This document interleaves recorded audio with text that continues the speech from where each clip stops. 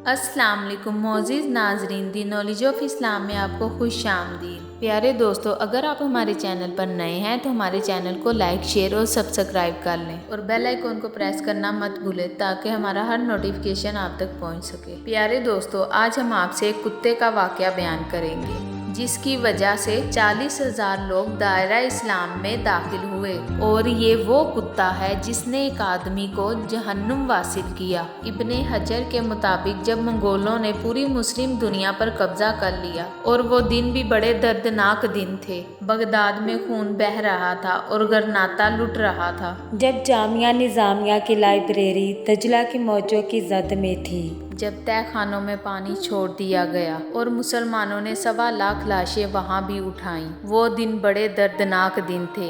एक मंगोल सरदार ईसाई हो गया और उसने बहुत बड़ा इज्तिमा किया। इब्ने हजर लिखते हैं कि उस बदबख्त ईसाई बादशाह ने दरेदा ज़हनी करते हुए हुजूर अकरम सल्लल्लाहु अलैहि वसल्लम की शान में गुस्ताखी की, तो उस बड़े इज्तिमा के अंदर एक भी मुसलमान नहीं था। तो जब वो हुजूर अकरम सल्लल्लाहु अलैहि वसल्लम के खिलाफ भौंका तो पास बंधा हुआ एक कुत्ता जोश में आ गया और वो जोर जोर से भौंकने लगा। सब ने उसे कहा कि तू मुसलमानों के नबी के खिलाफ बोला है, इसीलिए ये कुत्ता जोर जोर से भौंक रहा है। तो उसने कहा कि नहीं नहीं, ये वैसे ही बड़ा गैरतमंद है। वो बदबख्त सबसे कहने लगा कि मैंने हाथ से इशारा किया है तो ये समझ रहा है कि मुझे मारने लगा है। इस वजह से गैरत में आया तो उसने दोबारा हुजूर अकरम सल्लल्लाहु अलैहि वसल्लम की शान में गुस्ताखी करना शुरू कर दी। इतना मजमा था लेकिन उसमें से कोई भी हुजूर अकरम सल्लल्लाहु अलैहि वसल्लम का गुलाम नहीं था। तो तारीख ने बताया है कि वो कुत्ता एकदम रस्सी तोड़कर